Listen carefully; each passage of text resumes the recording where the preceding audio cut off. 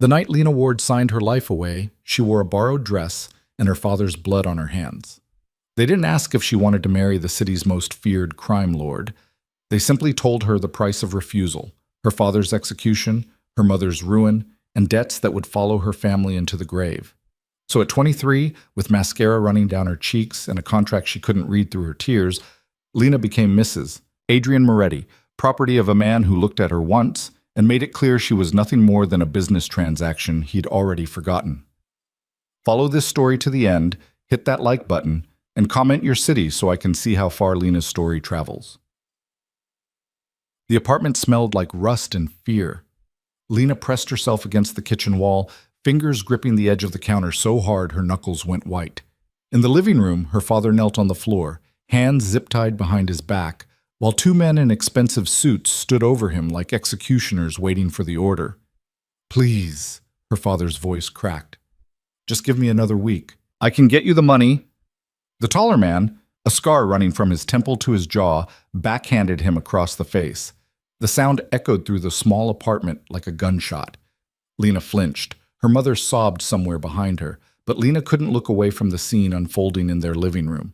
Couldn't process what was happening. "Another week?" The scarred man laughed, cold and sharp. "You've had 6 months, Ward. 6 months of excuses and empty promises. Mister, Volkov's patience has limits." "I'll get it," her father gasped, blood trickling from his split lip. "I swear, you'll get nothing." The second man spoke for the first time, his voice flat and businesslike. He pulled a gun from inside his jacket and chambered a round with a metallic click that made Lena's stomach drop. "You had your chances." "No!" Lena's mother screamed. Time seemed to fracture. Lena's feet moved before her brain caught up, carrying her into the living room on pure instinct. "Wait, please, wait!" 3 sets of eyes turned to her. Her father's face went pale. "Lena, get back!" "Shut up!" The scarred man grabbed her father by the hair and yanked his head back, pressing the barrel of his gun against his temple. "Well, well, is this the daughter?" Lena's heart hammered against her ribs. She couldn't breathe, couldn't think. "Don't hurt him, please. We'll find a way to pay." "You?" The man looked her up and down, something calculating sliding across his face. "What are you, 20? 22? What could you possibly offer that we'd want?" The words died in her throat. She had nothing. She was a waitress at a diner on 5th Street, living paycheck to paycheck, drowning in student loans she'd never be able to pay off. She had nothing these men would want, except there might be something. The businessman with the gun lowered his weapon slightly, studying her with cold, assessing eyes. "How old are you?" 23, Lena whispered. "Educated?" She nodded, not trusting her voice.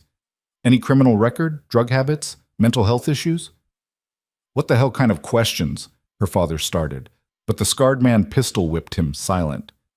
"Answer," the businessman said calmly, as if he was conducting a job interview instead of holding her family at gunpoint. "No," Lena managed. "No criminal record, no drugs. I'm clean." The 2 men exchanged a look. Something unspoken passed between them. "How much does he owe?" the scarred man asked his partner. 300,000 plus interest.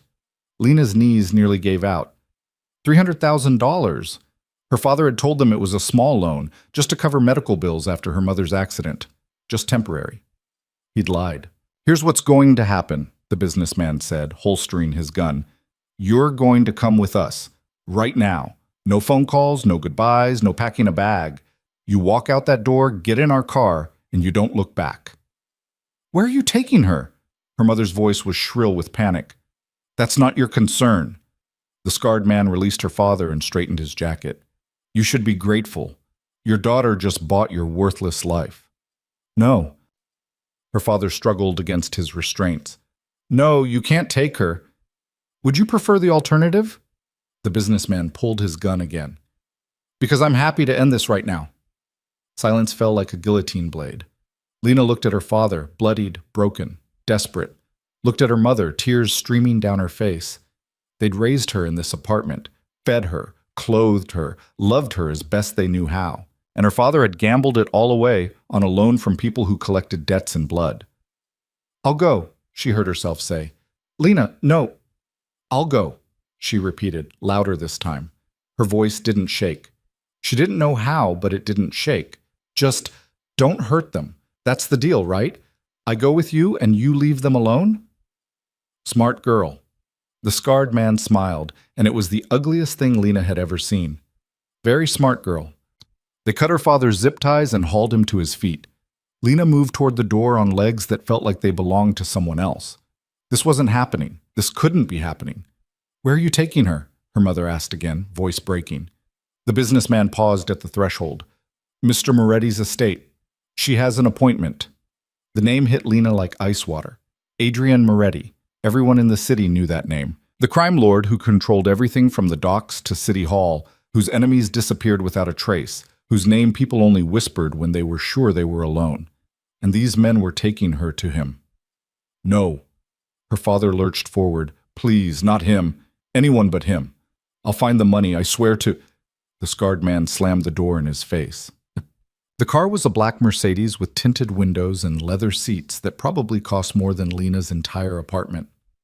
She sat in the back, wedged between the two men, and watched the city scroll past through the darkened glass. Nobody spoke. Lena tried to catalog everything, street names, landmarks, anything that might help her find her way back. But the driver took so many turns she lost track after the first 10 minutes. By the time they left the city proper and headed into the hills where the real money lived, she'd given up trying to memorize the route. What does he want with me? She finally asked. The scarred man glanced at her.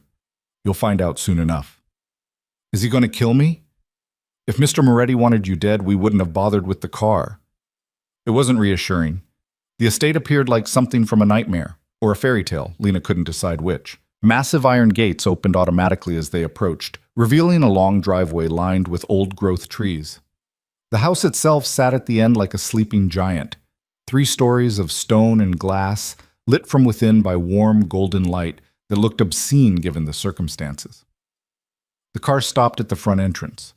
A man in a butler's uniform, an actual butler's uniform, appeared and opened Lena's door. Miss Ward, he said, as if she was an expected guest and not a hostage. Please, come with me. The scarred man gave her a push. Move. Lena climbed out on shaking legs. The night air was cold, sharp with the smell of pine and money.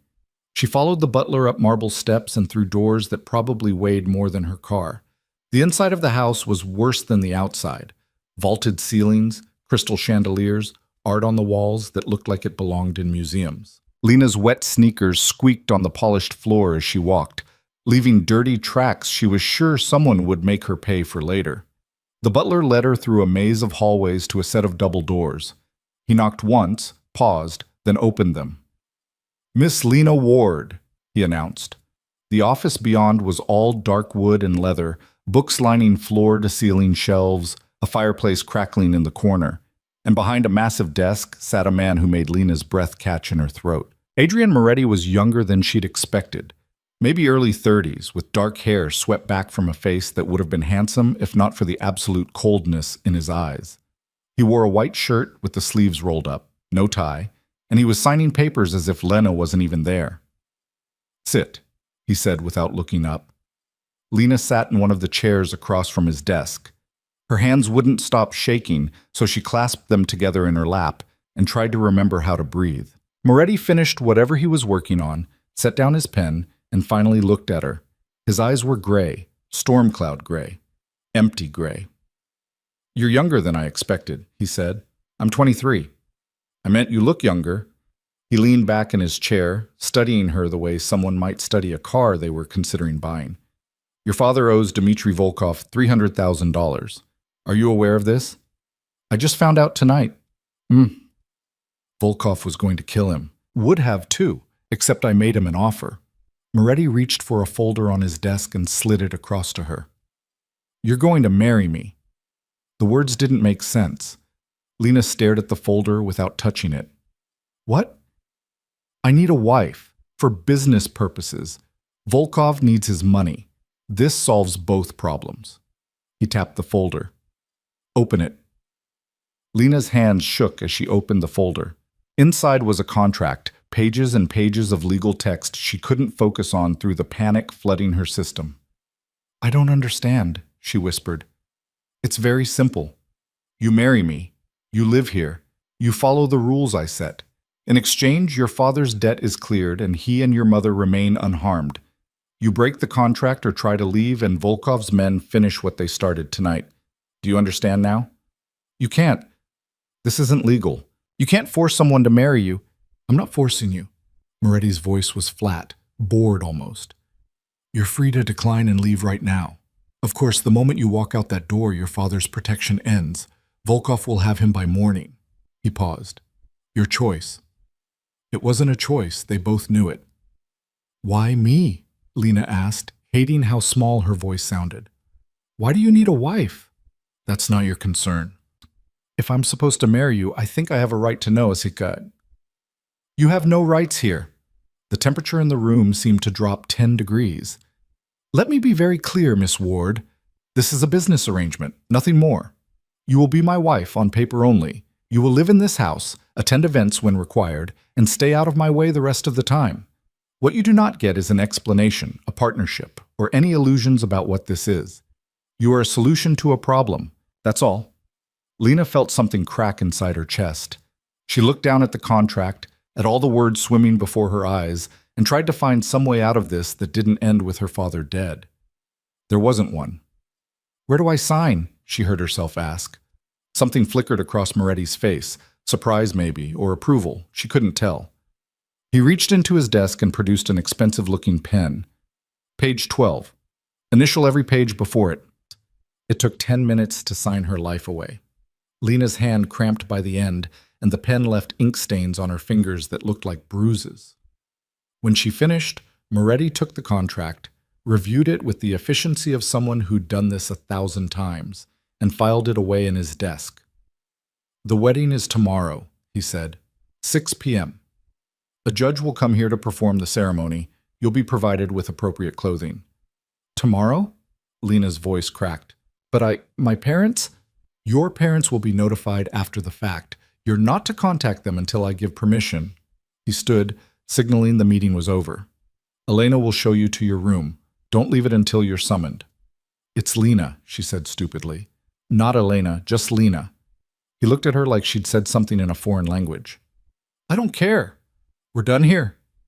The butler materialized at the door as if he'd been waiting just outside.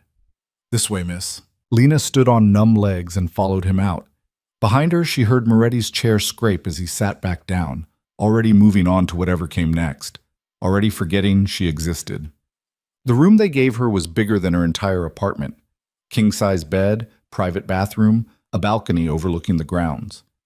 It was a prison with nice furniture. Lena sat on the edge of the bed and stared at her hands. The ink stains stood out stark against her pale skin. In less than 24 hours, she'd gone from serving coffee at the diner to signing a contract that made her the property of the most dangerous man in the city. She should cry, should scream, should throw something at the walls and demand they let her out.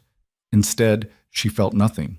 Just a vast, empty coldness that spread through her chest and made everything feel far away and unreal. A soft knock at the door made her jump. "Come in," she said automatically. A woman entered, mid-30s, dark hair pulled back in a severe bun, wearing slacks and a crisp white blouse. She carried several shopping bags and a garment bag draped over one arm. "I'm Mara," she said, her accent Eastern European. "I'll be helping you prepare for tomorrow." "Prepare," Lena repeated dully. "The wedding." Mara set the bags down on the bed and unzipped the garment bag. Inside was a dress, simple, elegant ivory silk that probably cost more than Lena made in 6 months. "We'll need to make sure it fits." "I don't need to try it on." "Mr. Moretti requires—" "I don't care what he requires." Lena's voice came out sharper than she intended. "He bought me. He can deal with whatever I look like." Mara's expression didn't change. "It will be easier if you cooperate." "Easier for who?" "For you." They stared at each other. Then Mara sighed and sat down in the chair by the window, the dress still draped over her arm. "I know you're scared," she said quietly, "and angry. You have every right to be both. But fighting Mr. Moretti won't change anything. It will only make things harder." Things are already hard, Lena said. My father sold me to pay his debts. I'm being forced to marry a stranger tomorrow. How exactly do things get harder than this? You'd be surprised. Mara's voice was soft, sad almost. I've worked in this house for 5 years. I've seen people try to fight Mr. Moretti. It never ends well. So what, I'm just supposed to accept this? Smile and pretend everything's fine? I'm saying pick your battles. Save your energy for the things that matter. Mara stood and laid the dress across the foot of the bed. Try it on or don't. But tomorrow at 6 p.m., you'll be downstairs in the main hall, and you'll marry Mr. Moretti. Everything else is just details. She left without waiting for a response. Lena sat alone in the expensive prison of her room and listened to the silence. Somewhere in this massive house, Adrienne Moretti was probably working or eating or doing whatever crime lords did in their spare time, not thinking about her, not caring that he just destroyed someone's entire life. She looked at the dress, looked at the bathroom door, thought about the balcony and the 3-story drop to the ground and whether it would be enough. But her father's face flashed through her mind, bloody, desperate, begging them not to take her.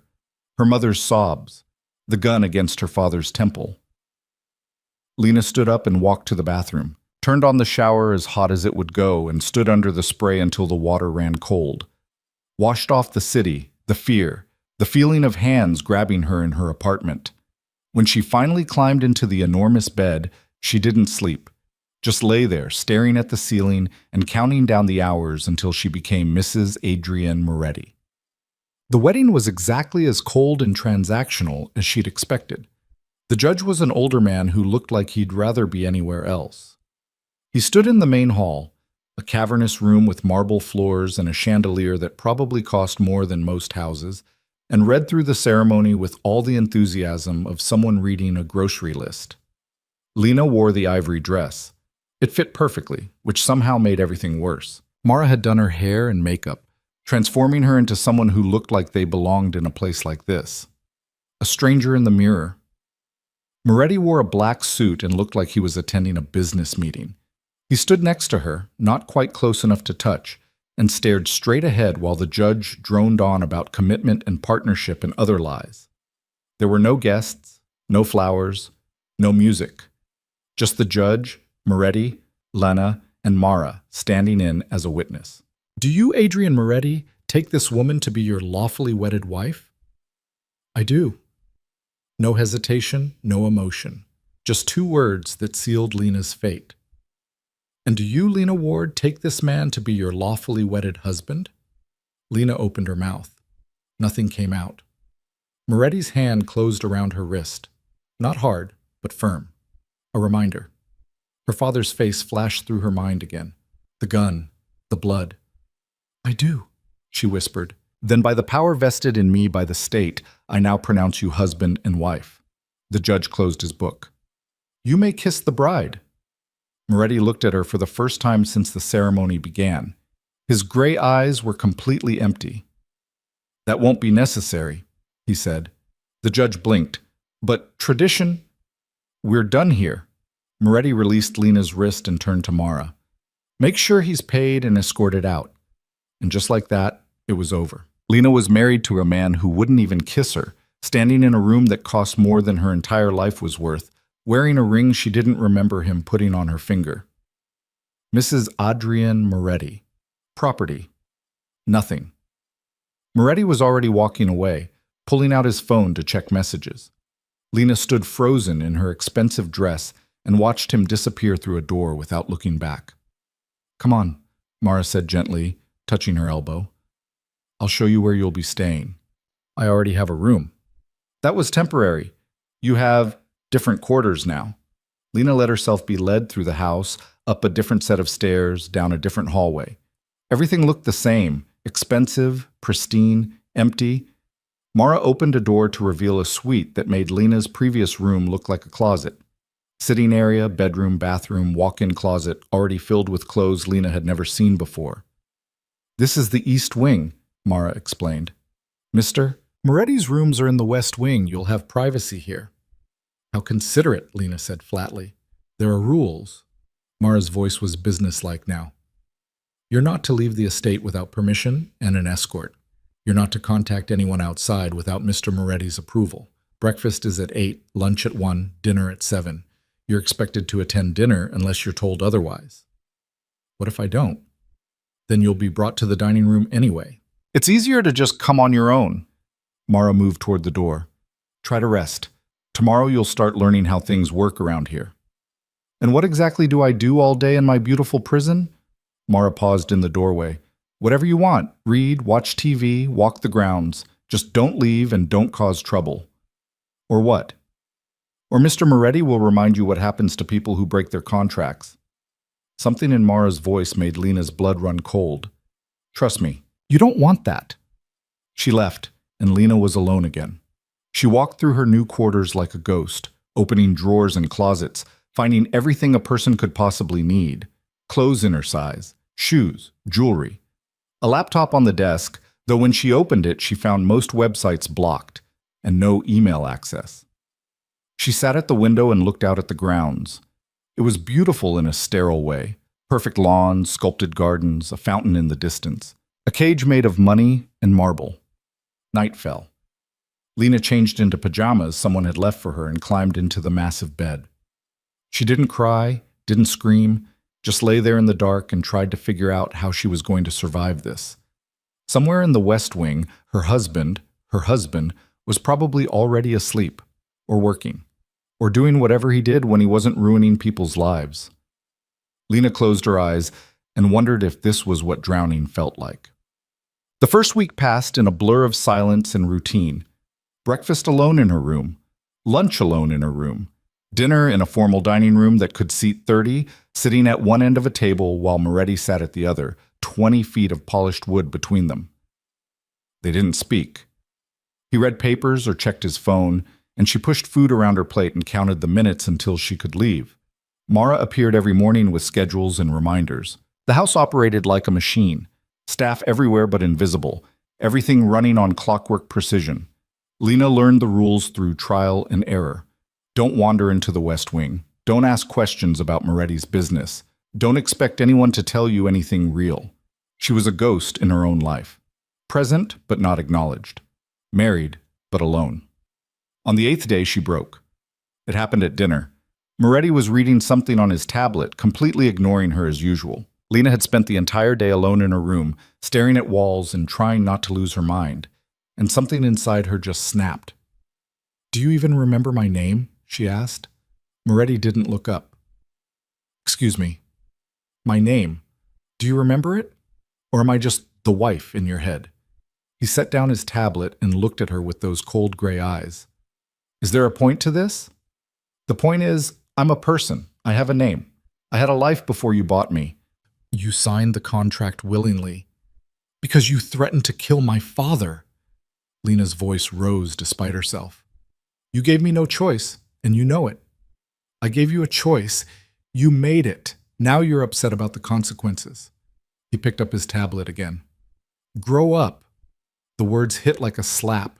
Lena stood up so fast her chair toppled backward.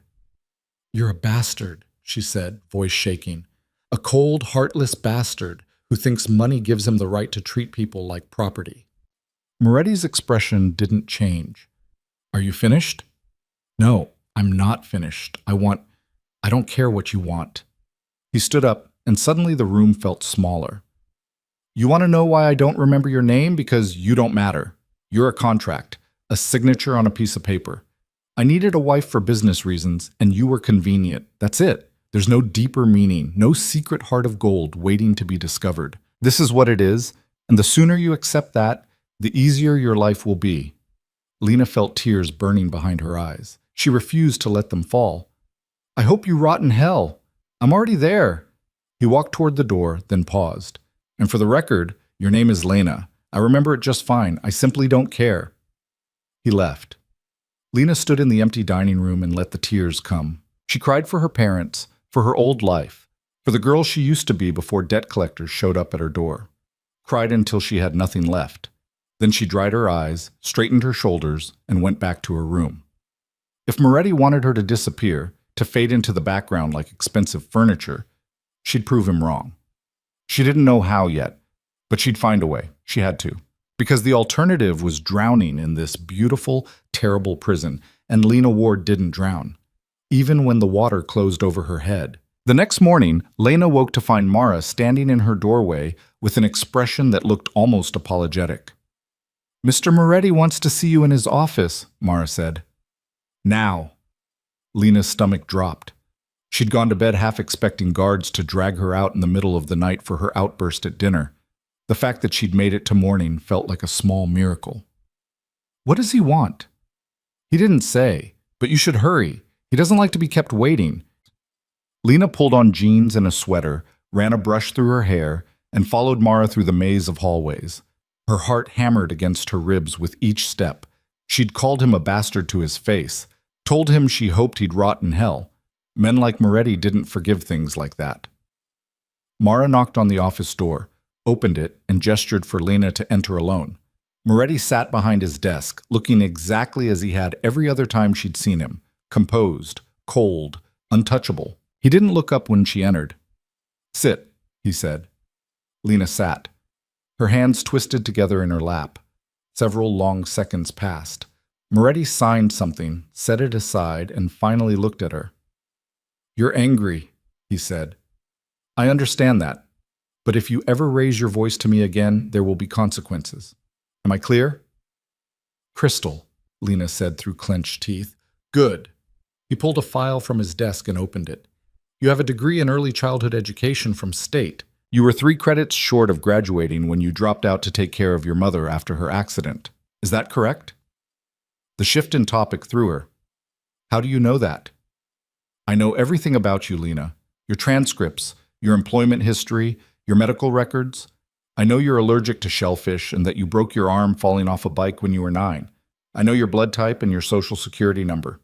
He closed the file. "When I acquire something, I make sure I know exactly what I'm getting." The word acquire made her skin crawl. "Why does any of that matter?" "Because you need something to do with your time, and sitting in your room feeling sorry for yourself isn't sustainable."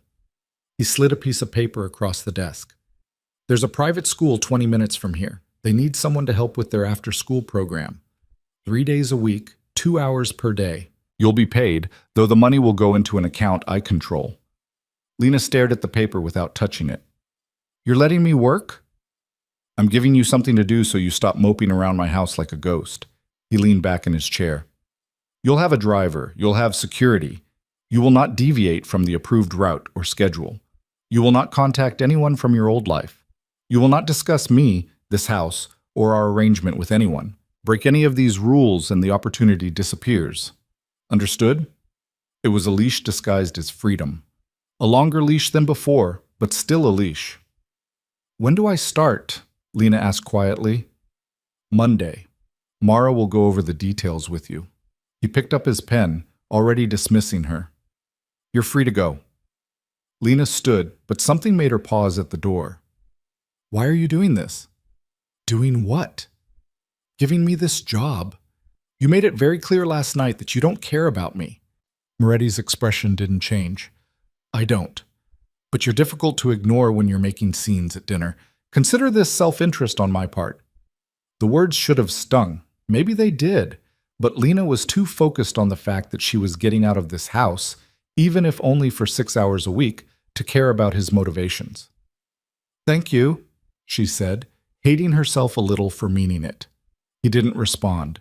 She left. Mara was waiting in the hallway, and together they walked back toward Lena's room. The older woman's face was carefully neutral, but Lena thought she saw something like approval in her eyes. "That went better than expected," Mara said. "Did you know about the job?" "I suggested it." Mara stopped at Lena's door. "You needed something. He needed you to stop disrupting his routine. It worked out." "So you manipulated him?" "I gave him a solution to a problem he didn't know he had." Mara's lips quirked in something that might have been a smile. "There's a difference. Now come on, we need to go over the security protocols before Monday." The weekend dragged by in its usual glacial pace, but Monday morning arrived with a jolt of something Lena hadn't felt in weeks: anticipation. She dressed carefully in clothes that felt more like her old self, tied her hair back, and met her driver at the front entrance precisely at 2 p.m. The driver was a man named Thomas, mid-40s, built like a boxer, with kind eyes that didn't match his intimidating frame. He opened the car door for her without comment, and they drove in silence through the hills and back toward the city. Lena pressed her face against the window and watched the world scroll by. Normal people doing normal things. Walking dogs, waiting at bus stops, carrying groceries. A life she'd been part of just weeks ago that now felt like a distant dream. The school was a brick building tucked into a quiet neighborhood, surrounded by trees starting to show their autumn colors. Children's artwork decorated the windows. The parking lot was half full of minivans and sensible sedans. 2 hours, Thomas said as he parked. I'll be right here when you're done. Lena nodded and climbed out. The security guard, a second man who'd been following in another car, positioned himself near the entrance but didn't follow her inside. Small mercies. The principal, Mrs. Chen, greeted her with a warm smile and a handshake that felt genuine. Mrs. Moretti, thank you so much for volunteering your time. We're thrilled to have you. The name still felt wrong, like wearing someone else's skin. But Lena smiled and nodded and followed Mrs. Chen to a bright, cheerful room where a dozen kids between ages 6 and 8 were working on various projects. This is our after-school enrichment program, Mrs. Chen explained. We focus on creative activities, art, music, storytelling. The kids just need supervision and someone to help when they get stuck. She raised her voice. Everyone, this is Mrs. Moretti. She's going to be helping out from now on. A chorus of "Hi, Mrs. Moretti" echoed through the room. And just like that, for the first time since the night her life fell apart, Lena felt like herself again. The 2 hours flew by. She helped a little girl named Sophie with a painting of her dog, refereed a dispute between two boys fighting over Legos, read a story to a group of kids who sat cross-legged on the carpet and hung on every word. It was normal. Beautifully, perfectly normal. When Thomas appeared at the door to collect her, Lena felt a sharp pang of loss. She said goodbye to the kids, promised she'd be back Wednesday, and followed him to the car. Good first day? He asked as they pulled out of the parking lot. Better than good, Lena admitted. She spent the drive back trying to hold on to that feeling, the lightness, the sense of purpose. But as the estate came into view, its massive gates swinging open to swallow them whole, the weight settled back onto her chest. This was still her reality. The school was just a brief reprieve. Dinner that night was the same as always. Moretti at one end of the table, Lena at the other, silence stretching between them like a chasm. But something had shifted. Lena didn't feel quite as invisible as before. How was your first day? Moretti asked without looking up from his phone. The question surprised her so much she almost dropped her fork. Fine. Good. The kids were great. That was it. The entire extent of their conversation. But it was more than they'd exchanged in a week, and Lena didn't know what to do with that. She went to bed that night feeling slightly less like she was drowning. The routine continued. Monday, Wednesday, Friday at the school. The rest of the week trapped in the estate, wandering the grounds or reading in her room. Dinners with Moretti where they sometimes exchanged a sentence or two, sometimes nothing at all. Lena started to map the house in her spare time, learning its rhythms. The staff moved like clockwork. Housekeepers in the morning, gardeners in the afternoon, kitchen staff preparing elaborate meals that Lena and Moretti barely touched. She learned which hallways were busy and which were usually empty. Learned that the library on the second floor had books nobody had touched in years, and a window seat where she could watch the sun set over the hills. She learned that Moretti's office was off-limits to everyone except Mara and a handful of men in expensive suits who came and went at odd hours. That he worked late into the night, lights burning in the west wing long after the rest of the house went dark. She learned that she was watched, always. Not obviously, but she'd catch movement in her peripheral vision, see the same faces in different parts of the grounds, notice Thomas's car following her even when she just walked to the fountain and back. It should have made her paranoid. Maybe it did, but mostly it just made her tired. 3 weeks into her new routine, everything changed. It started with small things. Her laptop, which had been sitting on her desk untouched for days, was moved slightly to the left. Drawers in her dresser that she'd left open were closed. A book she'd been reading disappeared from her nightstand, only to reappear 2 days later in a different room. At first, Lena thought she was imagining it. or that the housekeepers were moving things while they cleaned. But then she found a photograph tucked into one of her books. A picture of her at the school, standing with Sophie and the other kids. Someone had taken it without her knowledge. Someone had been watching her. She brought it to Mara that afternoon, hands shaking as she held out the photograph. "Where did you get this?"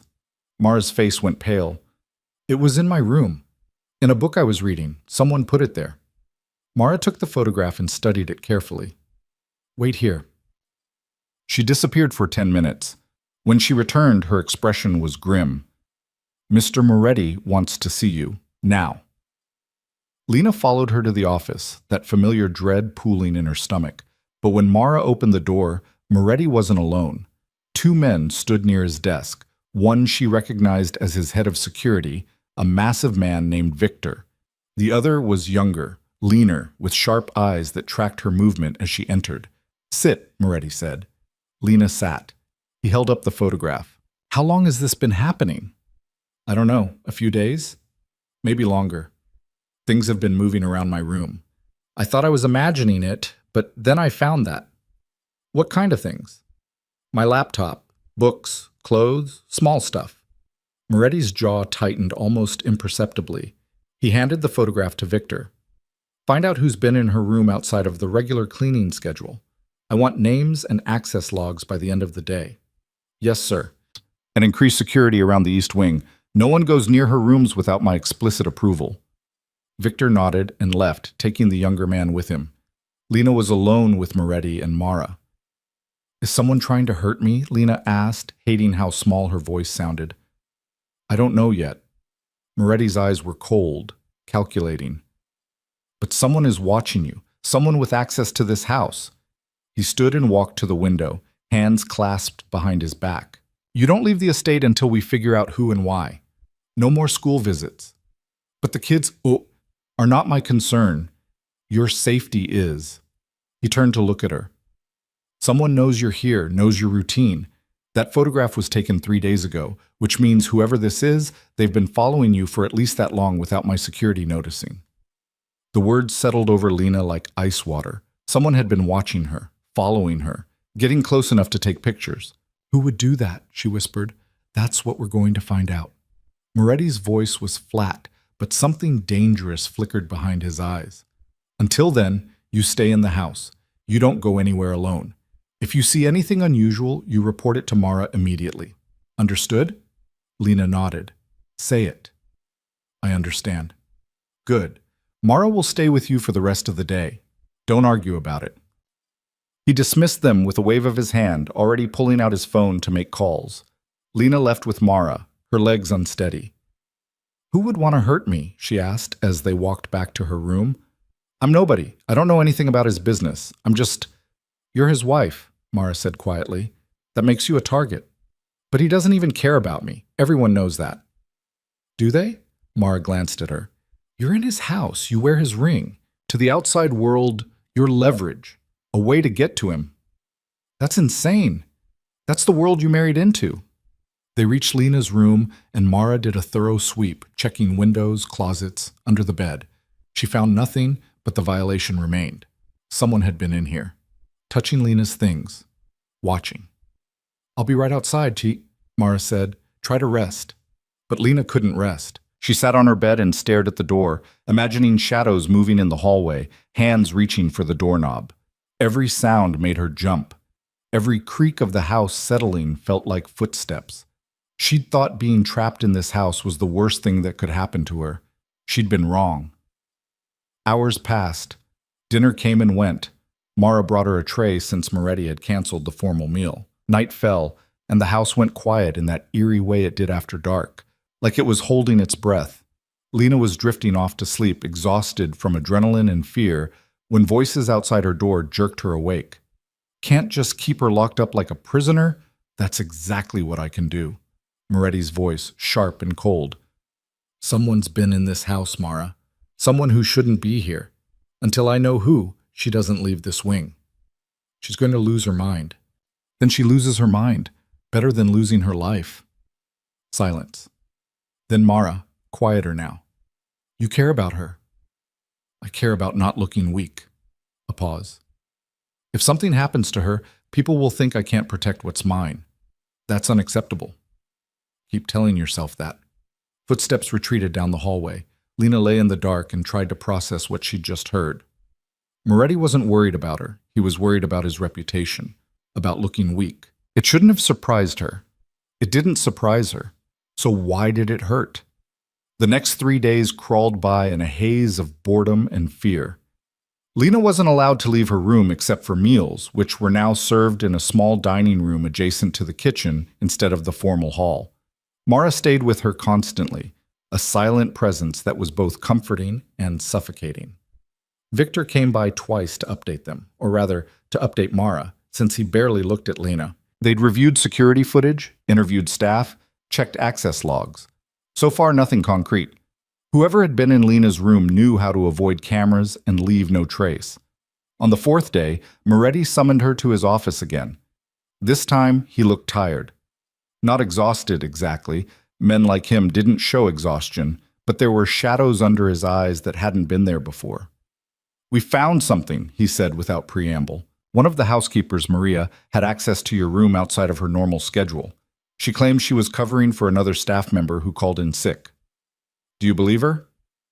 "No." He pulled up something on his computer and turned the screen toward her. Security footage showed a woman in a housekeeper's uniform entering Lena's room, moving quickly to the desk, and placing something, the photograph, inside a book before leaving. That's not how someone acts when they're just cleaning. So it was her? It was her putting the photograph there, but someone gave it to her. Someone took it. He closed the laptop. "Maria won't talk. She's too scared." "Scared of who?" "That's the question." Moretti leaned back in his chair. "I have enemies, Lena. More than I can count. Any one of them could be using you to get to me." "Then let me go." The words burst out before she could stop them. "If I'm putting you in danger, if this is going to cause you problems, just let me go. Tear up the contract, I'll disappear, and you can go back to—" "No." "Why not? You said I don't matter. You said I'm just a contract, so void it." "Because that's not how this works." He stood, and the temperature in the room seemed to drop. "You're mine, Lena. I don't give back what belongs to me, and I sure as hell don't let people think they can take it. Whoever's doing this needs to learn that lesson." The possessiveness in his voice made her skin prickle. Not with fear, exactly. Something else she didn't want to examine too closely. "So what happens now?" she asked. "Now you go back to your normal routine. School visits resume tomorrow." "But you said—" "I know what I said, but keeping you locked up sends the wrong message. It tells whoever's watching that they're winning." His eyes met hers, and for the first time she saw something other than coldness there, something almost like determination. "You're going to keep going to that school. Victor's team will increase security, and I'm assigning someone to stay with you at all times." Mara already— not Mara. He walked to the door and opened it. "Come in." A woman entered, late 20s, athletic build, with dark hair pulled back in a ponytail and eyes that cataloged everything in the room in seconds. She moved like a trained fighter, all controlled grace and coiled energy. "This is Irina," Moretti said. "Former military, extensive protection training. She'll be your shadow from now on." Irina nodded to Lena, but didn't smile. "Ma'am?" "I don't need a bodyguard," Lena protested. "You don't get a choice." Moretti returned to his desk, already dismissing them. "Irina goes everywhere you go. She sleeps in the room adjacent to yours. She's armed at all times. If she tells you to do something, you do it immediately without question. Clear?" Lena looked at Irina, who looked back with professional detachment. Another leash, another reminder that she was property to be protected, not a person to be trusted. "Crystal," Lena said bitterly. She left with Irina following 2 steps behind and tried not to feel like the walls were closing in. That night at dinner, Moretti actually spoke to her. Not much, a question about whether she was ready to return to the school, a comment about the weather. But it was more than usual, and Lena didn't know what to make of it. "Why are you doing this?" she asked finally. "Doing what?" "Pretending to care. Talking to me like I'm a person." His fork paused halfway to his mouth. He set it down carefully. "I'm not pretending anything." "Then what is this? What are we doing?" "Eating dinner." "You know what I mean." Moretti was quiet for a long moment. Then he stood, picked up his wine glass, and walked to the window overlooking the grounds. "When I was 12, he said, his back to her, "my father was killed by a rival family. They made it public, messy. A message to anyone who thought about challenging their territory." He took a sip of wine. "My mother tried to run. Took me and my brother and tried to disappear. They found us in 3 days. Killed her in front of us." Lena's breath caught. She'd never heard him talk about his past before. Wasn't sure she wanted to hear this. "The man who killed her looked at me and my brother and said, 'You're worth more alive, for now.'" Moretti's voice was flat, emotionless. "They kept us for 2 years, used us as leverage against our father's old associates, fed us just enough to keep us breathing, beat us just enough to keep us obedient." "How did you get out?" "I didn't. I earned my freedom by being useful, by proving I was more valuable as an asset than as a hostage." He turned to face her, and the emptiness in his eyes made her chest ache. "I learned very young that in this world, you're either someone's property or someone's master. There's no in-between." "That's not true." "Isn't it? You're here because your father couldn't pay his debts. Your property that changed hands, same as I was." He moved back to the table but didn't sit. "The difference is, I'm not going to beat you. I'm not going to hurt you, but I'm also not going to pretend this is something it's not. You belong to me, Lena, and I protect what's mine." "I'm not yours," she said, but the words came out weaker than she intended. "You're wearing my ring. You're living in my house. Your safety is my responsibility." His jaw tightened. "Someone's testing me by going after you. They need to understand that's a mistake." "So this is still just about your reputation?" "Yes." He said it without hesitation. "But that doesn't mean I'm going to let anything happen to you." It wasn't a declaration of affection. It wasn't love or even basic human decency. It was cold, calculated self-interest. But it was also the most honest he'd been with her since the day they met. Lena didn't know how to respond, so she didn't. She finished her meal in silence while Moretti returned to his seat and his phone. When she excused herself, he didn't look up. But as she walked to the door, he spoke. "Lena," she paused, "don't make me regret giving you freedom." She left without answering. Irina was waiting in the hallway, silent and watchful. Together they walked back to Lena's room, and for the first time since arriving at the estate, Lena didn't feel completely alone. She had a bodyguard who didn't speak, a husband who saw her as property, and someone out there who wanted to use her as a weapon against a man who'd made it very clear he didn't care about her. Lena climbed into bed and stared at the ceiling, trying to figure out how her life had become this nightmare, trying even harder to understand why Moretti's cold promise of protection had made her feel safer than she'd felt in weeks. Returning to the school should have felt like relief. Instead, Lena spent the entire drive watching the side mirrors, cataloging every car that followed too long, every face that appeared more than once. Irina sat beside her in the back seat, silent and alert, one hand resting casually near the concealed weapon Lena now knew she carried. Thomas pulled up to the school's entrance, and Victor's second car parked directly behind them. 3 armed guards for a 2-hour shift helping kids with art projects. The absurdity would have been funny if it wasn't so terrifying. "Stay close to the building," Irina said as Lena reached for the door handle. "Don't go near the parking lot perimeter. If I tell you to move, you move immediately. I'm going inside a school, not a war zone." To someone watching, it's the same thing. Irina's dark eyes were flat, professional. 2 hours. Then we leave. The kids mobbed Lena the moment she walked into the classroom, all talking at once about what they'd done while she was gone. Sophie attached herself to Lena's leg and refused to let go. "We missed you," the little girl said. "Mrs. Chen said you were sick." "I'm better now." Lena knelt down to Sophie's level and managed what she hoped was a convincing smile. "What are we working on today?" The next 2 hours passed in a blur of paint and glitter and children's laughter. Lena helped build a cardboard castle, refereed another Lego dispute, and read 3 different stories to kids who couldn't agree on which book they wanted to hear.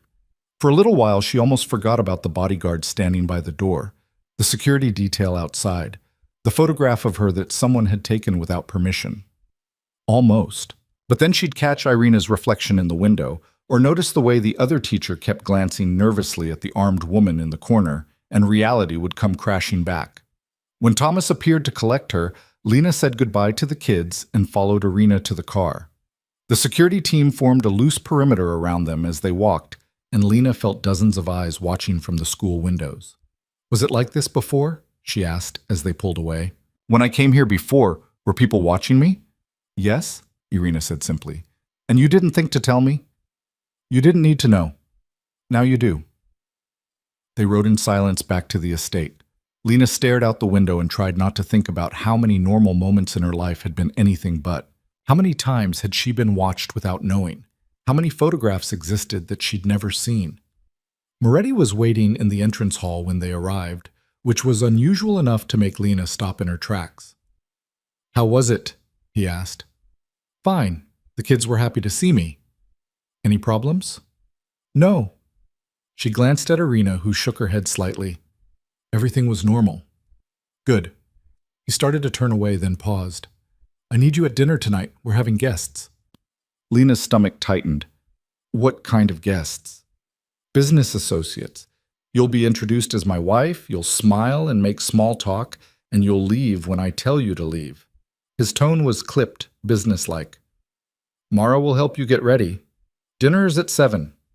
He walked away before she could respond, leaving Lena standing in the entrance hall with Irina. "What just happened?" Lena asked. "You're about to be displayed," Irina said. "Come on, Mara will explain." Mara was already in Lena's room, pulling dresses from the closet and laying them across the bed. She looked up when they entered, her expression carefully neutral. "He told you about tonight?" "Barely. What's going on?" "Mr. Moretti has business to conduct. Having you there sends a message that his personal life is stable, that he's in control." Mara held up a navy blue dress. "This one. Conservative but elegant." "I'm a prop," Lena said flatly. "You're his wife. There's a difference." Mara set the dress aside and started laying out jewelry. "These are dangerous men, Lena. You need to be careful. Don't ask questions about their business. Don't offer opinions. Just smile, be polite, and let Mr. Moretti do the talking." "What if they ask me questions?" "Answer simply and redirect to your husband." Mara met her eyes. "This isn't like your school visits. These men will be looking for weakness. Don't give them any." 2 hours later, Lena stood in front of her mirror, barely recognizing herself. The dress fit perfectly. The jewelry was understated but clearly expensive, and Mara had styled her hair into something elegant and controlled. She looked like she belonged in Moretti's world. She hated it. "Ready?" Mara asked. "No." "Good. That means you're paying attention." Mara led her downstairs to the formal dining room Lena had only seen once before, on her wedding day. It had been transformed, candles lit, the table set with china that probably cost more than a car, wine already breathing in crystal decanters. Moretti stood near the fireplace, talking in low tones with Victor. He wore a black suit that made him look even more dangerous than usual, and when he turned to look at Lena, something flickered across his face too quickly to identify. "You look acceptable," he said. "That's the most romantic thing you've ever said to me," Lena shot back before she could stop herself. Victor's mouth twitched, but Moretti's expression remained cold. "The guests will arrive in 10 minutes. You'll sit beside me at dinner. If anyone asks about our marriage, you'll say we met through mutual friends and fell in love quickly. If anyone asks about your background, you'll be vague. Your father worked in finance, your mother was a teacher, nothing more specific than that. You want me to lie? I want you to survive the evening without creating problems." He moved closer, and Lena caught the scent of expensive cologne and something sharper, tension, maybe. Fear.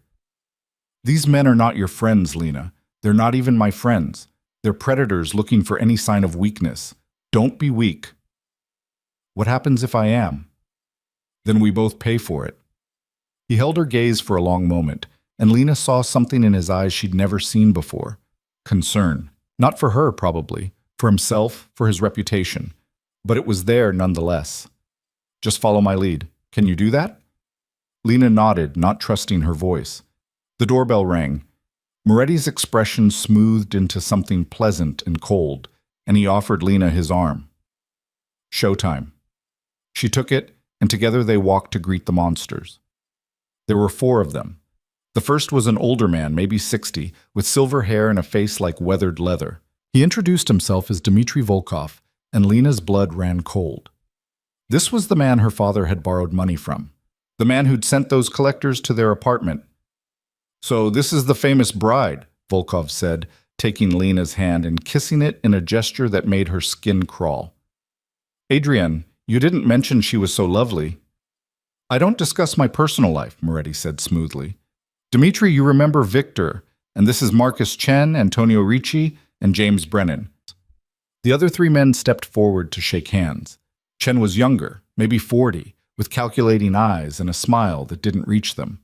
Ricci looked like someone's friendly uncle, which made him instantly more frightening than the others. And Brennan was enormous, 6'5" at least, with hands like sledgehammers. They moved to the dining room, and Lena found herself seated between Moretti and Volkov. She focused on her breathing, on keeping her hand steady as the first course was served. "How long have you two been married?" Chen asked from across the table. 6 weeks, Moretti said before Lena could answer. "It was a small ceremony, family only." "How romantic," Volkov's voice dripped with amusement. "I didn't know you had a romantic bone in your body, Adrian." "There's a lot you don't know about me, Dmitry." "Clearly." Volkov turned to Lena. "Tell me, my dear, how did you meet?" Lena's mind went blank. She could feel Moretti's eyes on her, waiting. "Through friends," she managed. "At a charity event. We started talking and realized we had a lot in common." "A charity event," Ricci repeated, his friendly smile never wavering. "Which one?" "Does it matter?" Moretti's voice was pleasant, but carried an edge. "We're here to discuss business, not my love life." Of course. Ricci raised his wine glass. "To the happy couple." The others echoed the toast, and Lena forced herself to drink. The wine tasted like ashes. Conversation shifted to business after that. Shipments and territories and names Lena didn't recognize. She ate mechanically and tried to make herself invisible, but she could feel Volkov watching her, assessing her. "Your father is Robert Ward, isn't he?" Volkov said suddenly. The room went quiet. Lena's fork froze halfway to her mouth. "Yes," she said carefully. "I've done business with him. Nice man. Terrible with money, though." Volkov's smile was sharp.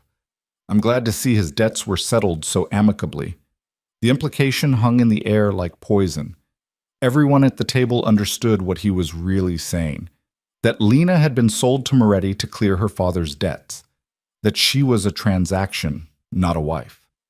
Moretti's hand landed on Lena's thigh under the table, a warning to stay quiet. His fingers pressed hard enough to bruise. "Robert and I came to an understanding," Moretti said, his voice dangerously soft. "His family is under my protection now, permanently." "How generous of you." Volkov's eyes glittered. "I hope she's worth the investment." Moretti's fingers tightened on Lena's leg. She bit the inside of her cheek to keep from gasping. "She's my wife," Moretti said. "That's all that matters." The conversation moved on, but the damage was done. Lena could see it in the way the other men looked at her now, with pity or amusement or calculating interest. She was exposed, a weakness in Moretti's armor. Dinner dragged on for another hour. By the time dessert was served, Lena's face hurt from forcing smiles, and her leg ached where Moretti's hand had gripped her. Finally, mercifully, Moretti stood. "Gentlemen, let's move to my office for drinks. Lena, you're free to retire for the evening." It was a dismissal, and Lena took it gratefully. She excused herself and walked from the dining room on shaking legs, aware of Volkov's eyes following her every step. Mara was waiting in the hallway. "How bad?" "Bad." Lena's voice cracked. "Volkov knows. They all know. They know my father sold me to clear his debts." "They probably knew before tonight. Dmitry Volkov doesn't miss anything." Mara guided her toward the stairs. "Come on, let's get you out of that dress." But as they reached the second floor, voices drifted up from the entrance hall. Lena paused, recognizing Moretti's tone. Sharp, controlled anger barely leashed. "You had no right to bring that up at my table," he was saying. "Bring up what? The truth?" Volkov laughed. "Everyone knows you bought her, Adrian. Pretending otherwise doesn't change reality. What I do with my personal life is none of your concern." Except it is my concern when it shows weakness. That girl is a liability. Anyone with eyes can see you're trying too hard to protect her. I protect what's mine. That's exactly the problem. Volkov's voice hardened. You're getting soft. First you marry some nobody to settle a debt, then you parade her around like she matters. People are starting to talk, Adrian. They're starting to wonder if you've lost your edge. Let them wonder. I'm trying to help you. Get rid of her. Send her back to her pathetic family. Show everyone you're still the man you were before this ridiculous marriage. Silence stretched. Lena held her breath, waiting for Moretti's response. Get out of my house, Moretti finally said, his voice like ice. And don't come back unless you're invited. You're making a mistake. The only mistake I made was letting you disrespect my wife at my own table. Next time, I won't be so forgiving. Footsteps, the front door opening and closing, then nothing. Mara touched Lena's arm. Come on, you shouldn't be listening. But Lena couldn't move. Her mind was spinning, trying to process what she'd just heard. Moretti had defended her, had thrown Volkov out for insulting her. The same man who'd told her repeatedly that she meant nothing to him. Why would he do that? She whispered. Because you're his wife, Mara said. And whatever else he might feel, he takes that seriously. They continued up to Lena's room, and Mara helped her change and remove her makeup. But Lena's thoughts kept circling back to that conversation, to the edge in Moretti's voice when he'd told Volkov to leave. She climbed into bed and stared at the ceiling, trying to understand the man she'd married. The man who treated her like property one moment and defended her honor the next. Who told her she meant nothing but gripped her leg under the table like he was afraid she'd disappear. Sleep didn't come easy. When it finally did, her dreams were full of gray eyes and cold hands and voices saying she was worth the investment. She woke to sunlight streaming through the windows and Irina standing in her doorway. Get dressed, Irina said. Mr. Moretti wants to see you. Lena's heart sank. Now? 5 minutes ago, move. She pulled on jeans and a sweater and followed Irina to Moretti's office, dread building with every step. He was going to tell her that last night had been a disaster, that she'd embarrassed him, that the deal was off and she was being sent back to her father. But when she entered the office, Moretti wasn't alone. A woman stood beside his desk, mid-40s, severe features, wearing an expensive suit and carrying a leather briefcase. This is Catherine Moore, Moretti said without preamble. She's going to be teaching you. Lena blinked. Teaching me what? How to survive in this world. He gestured to the chairs. Sit. Lena sat. Catherine remained standing, studying her with sharp, assessing eyes. Last night was a warning, Moretti continued. You're not ready for the kind of events you'll be expected to attend as my wife. Catherine will teach you how to handle yourself, how to navigate conversations, how to read people, how to protect yourself. I don't need protection. I have Irina. Irina protects your body. Catherine will protect everything else. He stood and walked to the window, his back to them. These people will try to use you against me, Lena. They'll ask innocent questions that aren't innocent at all. They'll befriend you to get information. They'll look for any weakness and exploit it. You need to be ready. So I'm going to what, spy school? Catherine's lips twitched. Something like that. We'll start with basic situational awareness and work our way up to more advanced techniques. And if I refuse? You won't, Moretti said, still facing the window. Because the alternative is being locked in this house permanently. Is that what you want? Lena looked at Catherine, at her cool professional demeanor and expensive clothes, looked at Moretti's rigid back and the tension in his shoulders. When do we start? She asked quietly. Now. Catherine opened her briefcase and pulled out a folder. Let's begin with last night. Tell me everything you remember about the dinner conversation. For the next 2 hours, Catherine grilled her. What had Volkov said, and in what tone? Where had each man sat, and how did they interact with each other? What kind of watch had Chen been wearing, and what did that tell you about his current financial status? Lena answered as best she could, but it quickly became clear how much she'd missed. Catherine pointed out power dynamics she hadn't noticed, alliances she hadn't seen, threats disguised as pleasantries. You're not stupid, Catherine said when they finally took a break. But you're naive. That's going to get you killed if we don't fix it. I'm not trying to be a spy.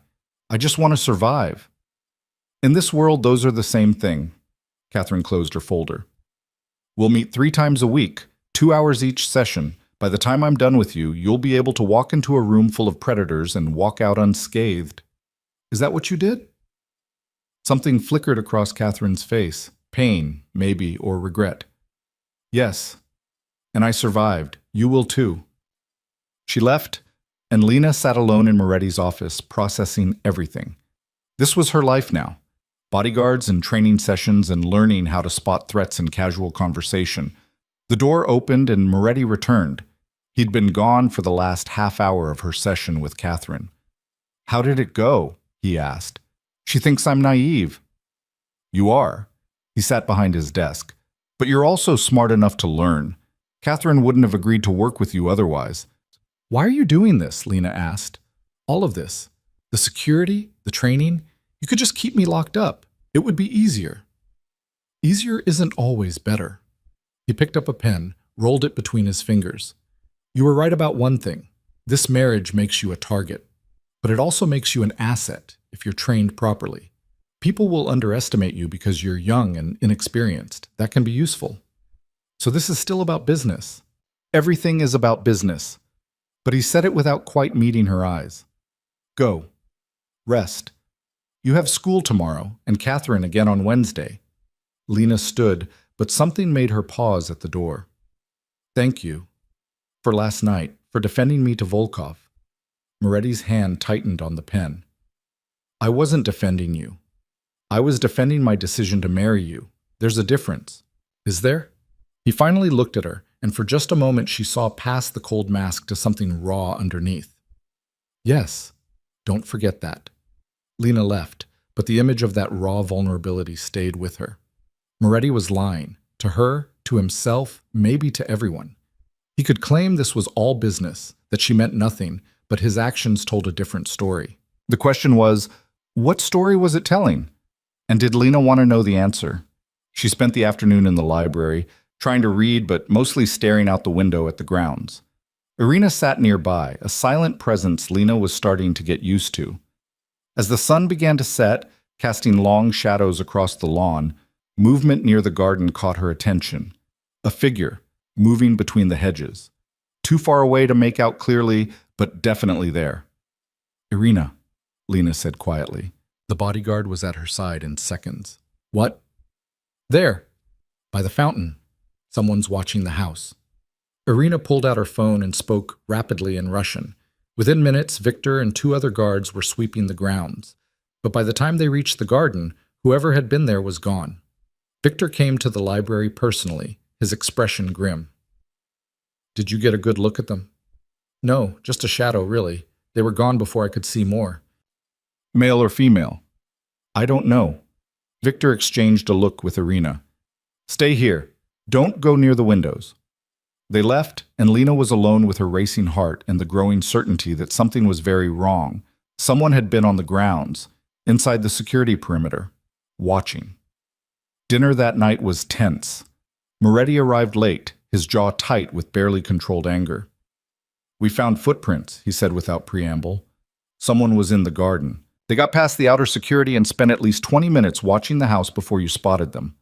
How is that possible? That's what I'm trying to figure out. He stabbed at his food without eating. This isn't random, Lena. Someone is targeting you specifically. First the photograph, now this. They want you to know you're being watched. Why? To scare you. To make me scared. To show me they can get close whenever they want. He set down his fork. I'm increasing security again. You don't go anywhere without at least 3 guards. That includes inside the house. Adrian, don't argue with me on this. He used her first name so rarely that it made her stop. Someone wants to hurt you to hurt me. I'm not going to let that happen. Because it would make you look weak. Yes. He met her eyes. And because you're mine to protect. There it was again. That possessive edge that shouldn't have made her feel safe, but somehow did. What if we can't stop them? Lena asked quietly. What if they get to me anyway? Then they'll wish they hadn't. The coldness in his voice sent chills down her spine. I've built my reputation on making examples of people who cross me. Whoever's doing this will learn that lesson personally. He stood and walked to the window, staring out at the darkened grounds. Lena watched him. This man she'd married under duress, and tried to understand the growing knot of conflicting emotions in her chest. She should hate him, should be planning her escape, counting the days until the contract expired or she found a way out. Instead, she found herself wanting to walk over to him, to stand beside him at that window and face whatever was coming together. It was a dangerous thought, a stupid thought, but it was there nonetheless, growing stronger every day, and Lena didn't know how to make it stop. The next 48 hours passed without incident, which somehow made everything worse. Lena moved through the house like a prisoner awaiting execution, hyper-aware of every shadow, every sound. The increased security meant armed guards in every hallway, cameras tracking her movements, Victor conducting hourly perimeter checks. The estate had transformed into a fortress, and Lena was trapped at its center. Catherine arrived Wednesday morning with coffee and a tablet loaded with photographs. "Pop quiz," she said, settling into the chair across from Lena in the library. "Tell me everything you can about these people." Lena studied the first image, a middle-aged woman in an evening gown at what looked like a charity gala. "I don't know her." "You will. That's Vivian Castellano. Her husband runs the Port Authority, which means he controls half the shipping coming through the city. She's been married 3 times, has 2 sons from her first marriage, and drinks too much at parties." Catherine swiped to the next photo. "This is Marcus Chen's wife, Lynn. She speaks 4 languages, has a degree in economics from Harvard, and everyone thinks she's just decorative. They're wrong." "Why are you showing me these women?" "Because they're going to be your allies or your enemies, and you need to know which is which before you walk into a room with them." Catherine pulled up another photo. A younger woman, maybe Lena's age, with platinum blonde hair and a calculating smile. "This is Natasha Volkov, Dmitri's daughter. She's dangerous." Lena's stomach tightened. "Dangerous how?" "Smart, ambitious, and completely loyal to her father. If Dmitri decides you're a problem, Natasha will be the knife he sends after you." Catherine set down the tablet. "These women operate in circles you're about to enter. They'll smile at you, invite you to lunches, ask about your marriage. Everything is information gathering. Everything is a test. So I trust no one." "You trust your instincts, and you learn to read people the way they're reading you."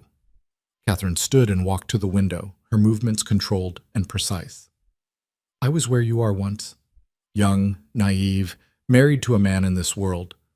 I thought I could just keep my head down and survive. What happened? I got my husband killed." Catherine's voice was flat, emotionless. "Because I didn't see the threat until it was too late.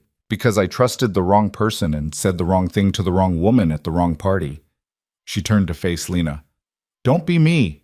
Learn faster." The session continued for another hour, Catherine drilling her on names and faces and connections. By the end, Lena's head throbbed with information, but she'd started to see the web, how everyone connected to everyone else, where the power really lay, who owed what to whom. "You're getting better," Catherine said as she packed up. "Next time, we'll work on reading body language. For now, memorize those faces." After Catherine left, Lena sat alone with the tablet, studying the photographs. These were the people who inhabited Moretti's world, the people she'd have to navigate if she wanted to survive. She was still staring at Natasha Volkov's picture when Mara appeared in the doorway. "There's someone here to see you," Mara said, her expression carefully neutral. "Who?" "Your mother." The world tilted. Lena stood so fast the tablet clattered to the floor. "What? Where?" "Downstairs. Mr. Moretti is with her now." Mara's voice was gentle. "He wanted me to prepare you first." "Prepare me for what?" "For the fact that this visit has rules. You have 15 minutes.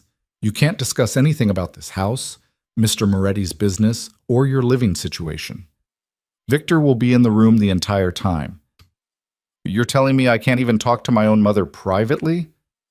"I'm telling you what Mr. Moretti said. If you want to see her, those are the conditions." Lena wanted to scream, to throw something, to demand her rights like she had any in this place. But her mother was downstairs, and 15 minutes was better than nothing. "Take me to her," she said. Her mother sat in a small receiving room off the main hall, perched on the edge of a velvet chair, like she was afraid to touch anything. She looked older than Lena remembered, more gray in her hair, deeper lines around her eyes. When she saw Lena, she stood abruptly. "Baby," she breathed. They met in the middle of the room, and Lena let herself be pulled into her mother's arms. She smelled like the lavender soap she'd used for as long as Lena could remember, and for a moment Lena was 8 years old again, safe and loved and home. Then she remembered where she was, what she'd become. "Are you okay?" her mother asked, pulling back to study Lena's face. "They said you were fine, but I needed to see for myself." "I'm fine, Mom, really." Lena was aware of Victor standing by the door, Moretti somewhere nearby, probably listening to every word. "How are you? How's Dad?" "We're managing." Her mother's eyes were red, like she'd been crying recently. "Your father wants to see you, but they said—" "I know, I can't. Not yet." Lena squeezed her mother's hands. "But I'm okay, I promise. This house." Her mother looked around, taking in the expensive furniture, the artwork, the quiet wealth that permeated everything. "It's so big. Do you live here alone?" "With my husband." The word still felt wrong on her tongue. "And the staff." "I haven't met him yet. Your husband. They rushed us through so fast." Her mother's voice broke. "I'm so sorry, Lena. This is all our fault. If your father hadn't—" "Mom, don't." Lena glanced at Victor, saw him checking his watch. Their time was running out. "It's done. I'm making the best of it. But are you happy?" The question hit like a physical blow. Happy. What a strange concept. Lena wasn't even sure she remembered what happy felt like. "I'm safe," she said, because it was the only truth she could offer. That's what matters. Her mother started to say something else, but the door opened and Moretti entered. He'd changed into a suit since breakfast, looking every inch the powerful businessman. When he crossed to them, Lena saw her mother shrink back slightly. "Mrs. Ward," he said, his voice professionally pleasant. "I hope you've enjoyed your visit." "Yes, thank you for allowing it." Her mother's voice was small, nervous. "I just wanted to make sure my daughter was all right." "Lena is well cared for here. You have my word on that." He placed a hand on Lena's shoulder, a gesture of possession that made her stiffen.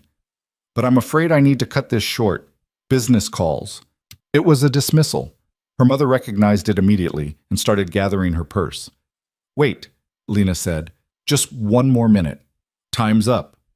Moretti's fingers tightened on her shoulder. "Victor will see your mother out." Lena hugged her mother one more time, breathing in that lavender scent and trying to memorize the feel of her arms. "I love you," she whispered. "I love you too, baby. So much." Then Victor was guiding her mother toward the door, and Moretti was steering Lena in the opposite direction, and just like that it was over. Lena made it to the second-floor landing before her composure cracked. She yanked herself free from Moretti's grip and rounded on him. 15 minutes? I get 15 minutes with my mother after 2 months? You got what I was willing to give." His voice was cold, distant. "Be grateful for that." "Grateful? You let her think I'm happy here. You played the concerned husband while treating me like—" "Like what? Like my wife? That's what you are, Lena. I'm your prisoner, and you just paraded my mother through here to prove you have me under control. I let her see you because she was making noise, showing up at the gates, calling city officials, threatening to go to the police." Moretti's jaw tightened. "I gave her what she needed to stop being a problem. That's all. She's my mother, not a problem to be managed. And in my world, everyone is a problem to be managed." He stepped closer, and Lena instinctively backed up until she hit the wall. "You want more time with your parents? Earn it. Prove you can be trusted not to say something that gets them killed." "You wouldn't—" "I wouldn't, but Dmitry Volkov would. Marcus Chen would. Antonio Ricci would." His hand slammed into the wall beside her head, making her flinch. "Your parents know you're here. That makes them a vulnerability. The less they know about my business, my house, my life, the safer they are. Do you understand?" Lena's breath came in short gasps. She could feel the heat radiating from Moretti's body, smell his cologne mixed with something sharper, anger, maybe, or fear. "I understand," she whispered. "Good." But he didn't move away. "Your mother asked if you were happy. What did you tell her?" "That I was safe."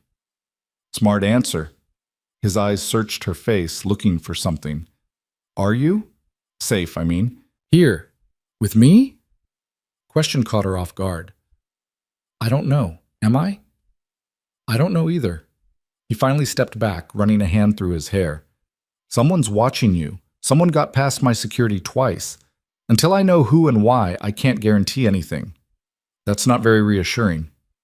I'm not trying to reassure you. I'm trying to keep you alive. He turned toward his office. Stay in your room tonight. Lock the door. Irina will be outside if you need anything. He walked away, leaving Lena alone in the hallway with her racing heart and the phantom warmth of his hand near her face. That night, Lena couldn't sleep. She lay in the dark and listened to the house settle around her. Every creak was a footstep. Every whisper of wind against the windows was someone trying to get in. Around midnight, she gave up and walked to the balcony doors. Irina was supposed to be outside her bedroom door, but when Lena peeked out, the hallway was empty. Her stomach dropped. Where was her bodyguard? Lena grabbed her phone and pulled up Moretti's number. She'd never called him before, never even used the contact information Mara had programmed in. Her finger hovered over the call button. A sound from downstairs made her freeze, voices, low and urgent. She crept to her bedroom door and opened it a crack. The hallway was still empty, but she could hear people moving on the floor below. Lots of people. Something was happening. Against every instinct screaming at her to stay put, Lena slipped out of her room and moved toward the stairs. She stayed in the shadows, pressing herself against the wall as voices grew louder. Found her in the garden. She's been dead at least an hour. Lena's blood turned to ice. She peered over the railing and saw Victor standing in the entrance hall with Moretti and 3 other guards. And on the floor between them, covered by a sheet, was a body. Who is it? Moretti's voice was deadly calm. Maria, the housekeeper. Victor pulled back the sheet, and Lena caught a glimpse of the woman's face before she had to look away. Single gunshot to the head. Professional. Maria. The same housekeeper who'd planted the photograph in Lena's room. The one who'd been too scared to talk. Where was Irina?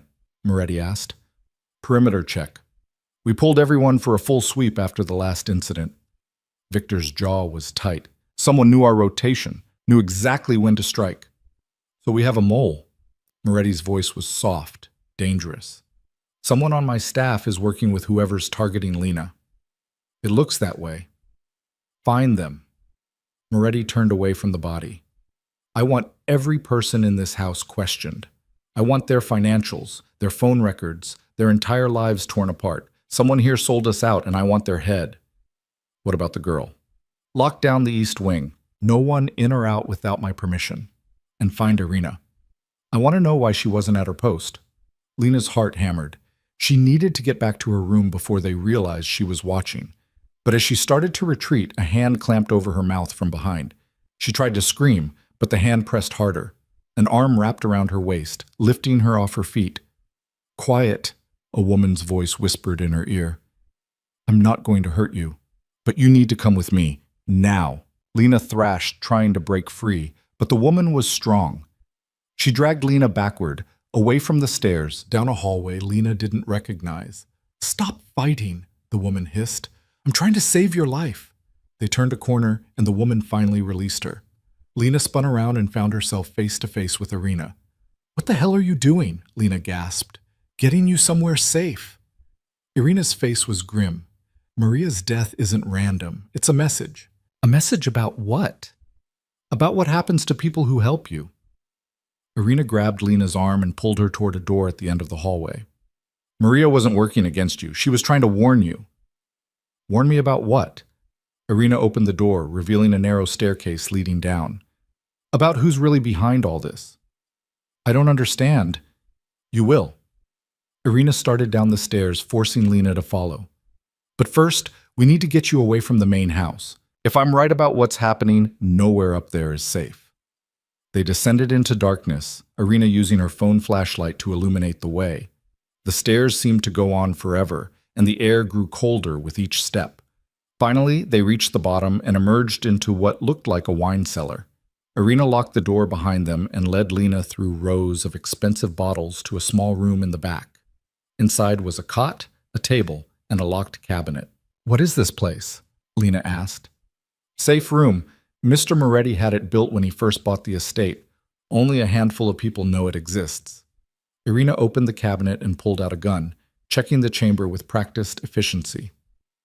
You're going to stay here until I figure out who the mole is. I don't want to stay here alone. You won't be alone. I'll be right outside. Irina met her eyes. But I need you to trust me, Lena. Can you do that? I don't even know you. I know. But right now, I'm all you've got. Irina's phone buzzed. She glanced at it and swore. They're looking for you. I need to go back up and buy us some time. What should I tell them if they find me? They won't. This room doesn't appear on any blueprints. As far as anyone knows, it doesn't exist. Irina moved toward the door. Don't open this door for anyone but me. I don't care if they say they're Mr. Moretti, Victor, anyone.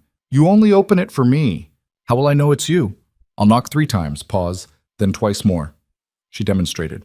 That's the signal. Anything else, you stay hidden and stay quiet. Before Lena could respond, Irina was gone. The lock clicked into place, and Lena was alone in the underground room with nothing but a cot and her fear. She sat on the cot and tried to process everything. Maria was dead. Someone on Moretti's staff was a traitor, and Irina, her bodyguard, had just hidden her in a secret room because nowhere else was safe. The walls felt like they were closing in. Lena pulled her knees to her chest and tried to control her breathing. In through the nose, out through the mouth. Don't panic. Don't scream. Time became meaningless. Minutes or hours could have passed. Lena couldn't tell. Her phone had no signal down here, and the single bulb overhead gave no indication of whether it was night or day. Finally, footsteps sounded outside. Lena held her breath. 3 knocks. A pause. 2 more. She opened the door to find Irina, looking haggard and worried. We have a problem, Irina said without preamble. Mr. Moretti knows you're missing. The whole house is on lockdown. He thinks someone took you. Didn't you tell him where I am? I can't. Not yet. Irina paced the small room. I need more time to figure out who the mole is before we surface you. If the wrong person knows you're alive and safe, they'll try again. So what do? We wait and we watch.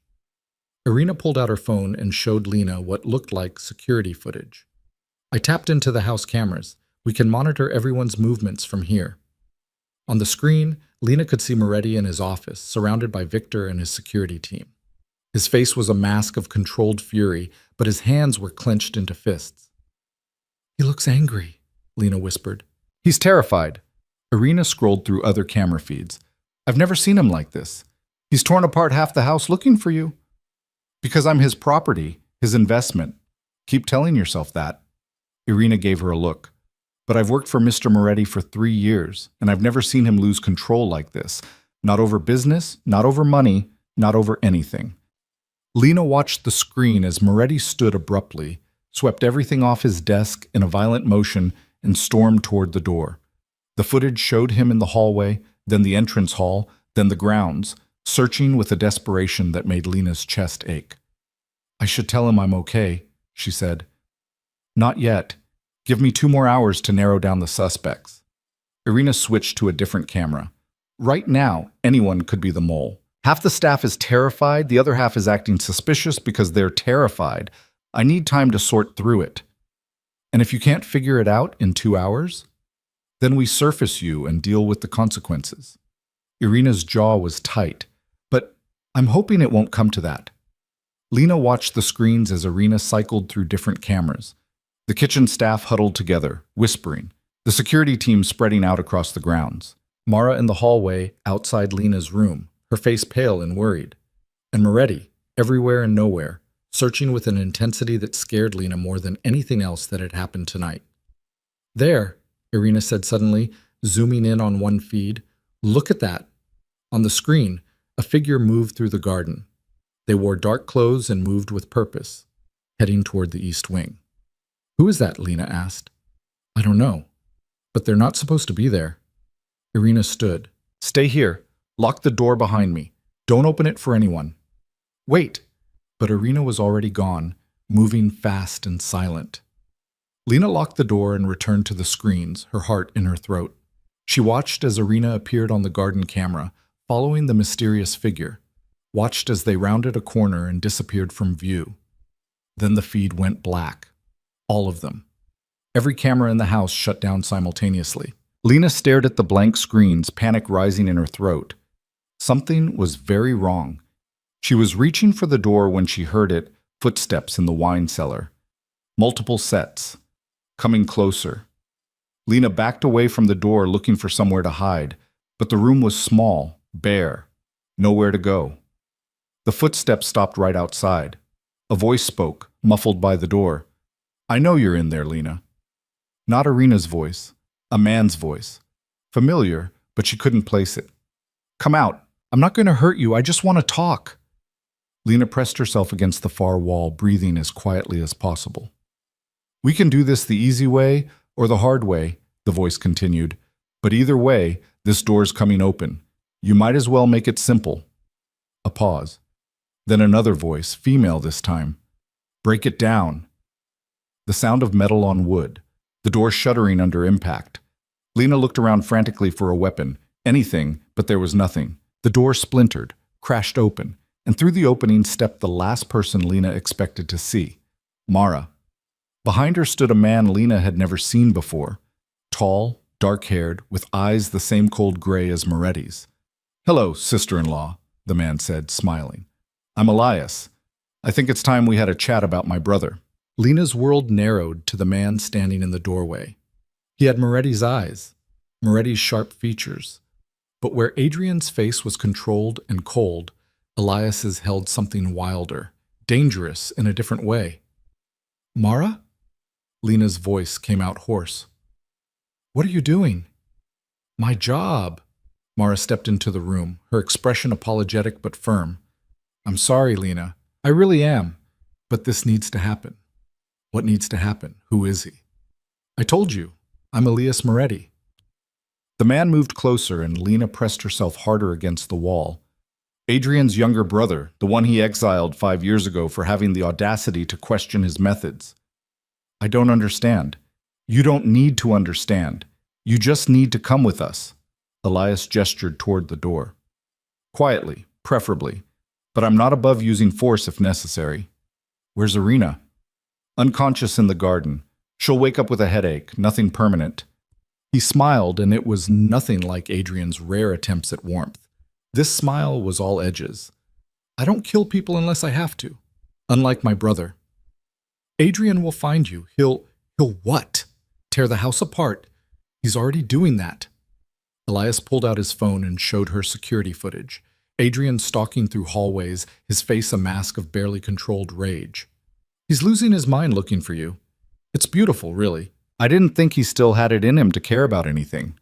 "He doesn't care about me. I'm just property, a business transaction." Elias laughed. "Keep telling yourself that. But I've been watching you both for weeks now, and the way my brother looks at you when he thinks no one's paying attention, that's not business, sister-in-law. That's something much more dangerous. You're the one who's been watching me. The photograph, Maria. Everything." Maria was Mara's contact. "Poor thing got cold feet, threatened to tell Adrian everything. We couldn't have that." Elias's voice was casual, like they were discussing the weather. "The rest was me. Yes. I needed to understand what you meant to my brother. Needed to know if you were the key to breaking him." "And am I?" "Oh, absolutely." He extended his hand.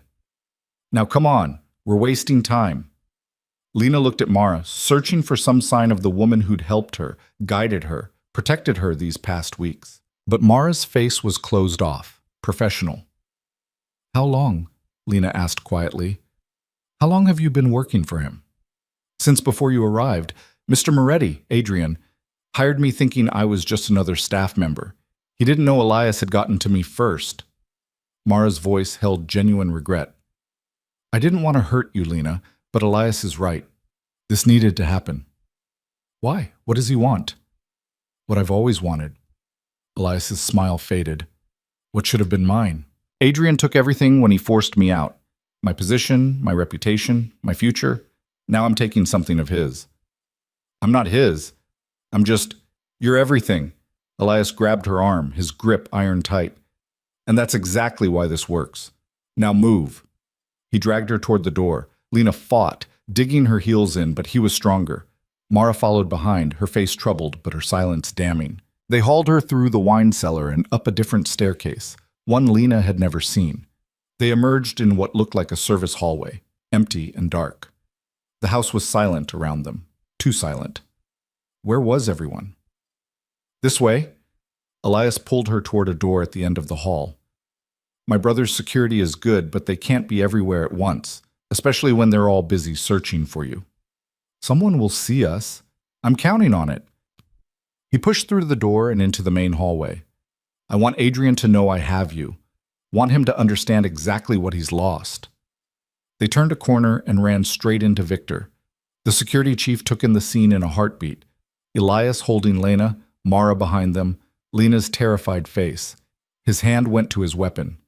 Let her go, Victor said, his voice deadly calm. I don't think so. Elias pulled Lena closer, using her as a shield. Tell my brother I have his wife. Tell him if he wants her back alive, he'll meet me in the East Garden, alone, 30 minutes. He'll kill you. He'll try. Elias started backing toward another hallway. But he won't risk hurting her. That's his weakness now. 30 minutes, Victor. Don't be late. He yanked Lena through a door and down another set of stairs. They emerged outside, the night air cold against Lena's face. The garden spread before them, shadows and moonlight making everything look unfamiliar. Why are you doing this? Lena gasped as Elias dragged her toward the fountain. If you hate Adrian so much, just kill him yourself. Why use me? Because killing him isn't enough. Elias stopped at the fountain's edge and finally released her arm. I want him to suffer first. Want him to know what it feels like to lose everything that matters. I don't matter to him. Then why is he tearing his empire apart trying to find you? Elias pulled out his phone and held it up. On the screen was live footage from inside the house. Adrian in the entrance hall, Victor speaking urgently to him. Adrian's face went white as Victor delivered the message. Look at him, Lena. That's not a man who doesn't care. Lena watched as Adrian listened to Victor, his expression shifting from shock to fury to something that looked almost like fear. He grabbed Victor by the collar and said something sharp, then released him and headed for the door. He's coming, Elias said with satisfaction, right on schedule.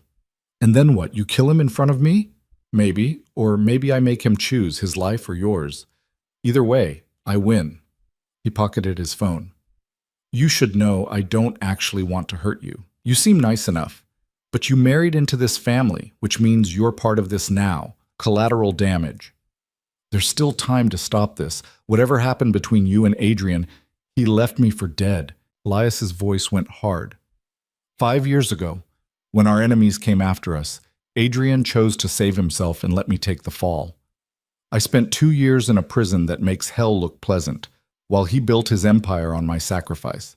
So no, there's no stopping this. This ends tonight. Movement at the edge of the garden made them both turn. Adrian appeared from between the hedges, alone as instructed. He changed into dark clothes, and even from a distance, Lena could see the tension in every line of his body.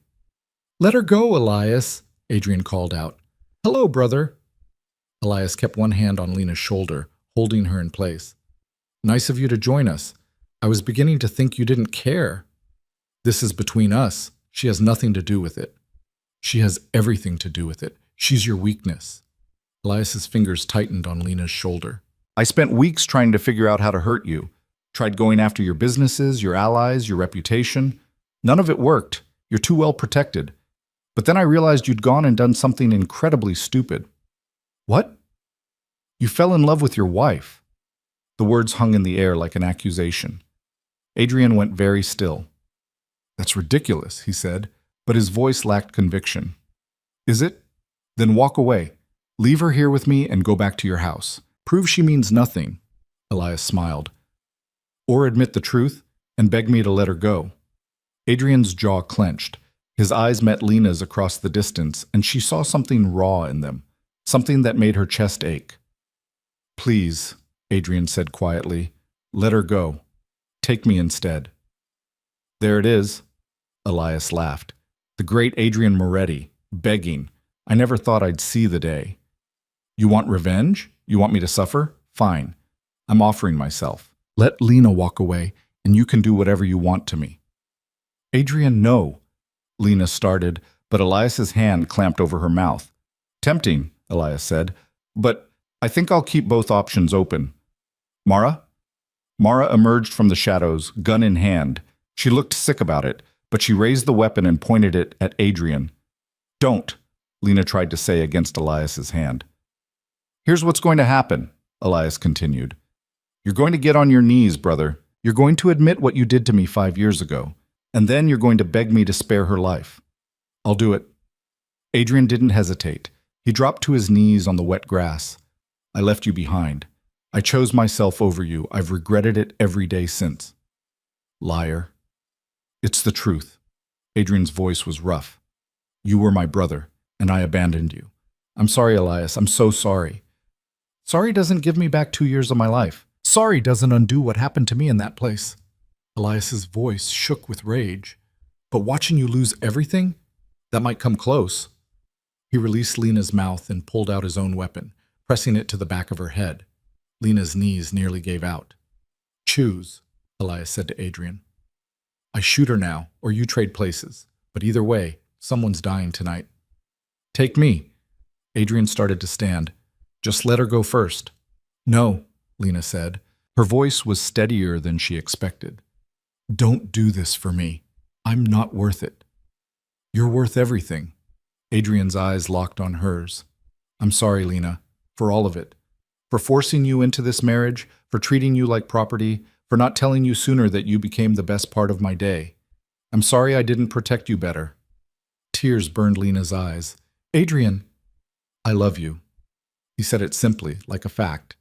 I didn't mean to, didn't want to, but I do. The confession hung between them, vulnerable and raw. Elias laughed, but it sounded hollow. How touching. The monster learned to love. He cocked the gun. Doesn't change anything. Actually, it does. The new voice came from behind them. Lena twisted to see Irina emerging from the darkness, blood running down her face but very much conscious. Behind her was Victor and a dozen armed guards, all with weapons trained on Elias and Mara. Put the gun down, Irina said. It's over. Elias's hand tightened on his weapon. You were supposed to be unconscious. I was. Then I woke up and tracked your phone signal. She moved closer, her own gun steady. Let her go, Elias. You're surrounded. For a long moment, no one moved. Lena could feel Elias's indecision, the gun trembling slightly against her head. Across the garden, Adrian watched with the stillness of a predator waiting to strike. Then Mara lowered her weapon. It's over, she said quietly. Elias, it's over. Let her go. Traitor, Elias spat. I didn't sign up for murder. I thought we were just going to scare her, mess with Adrian's head.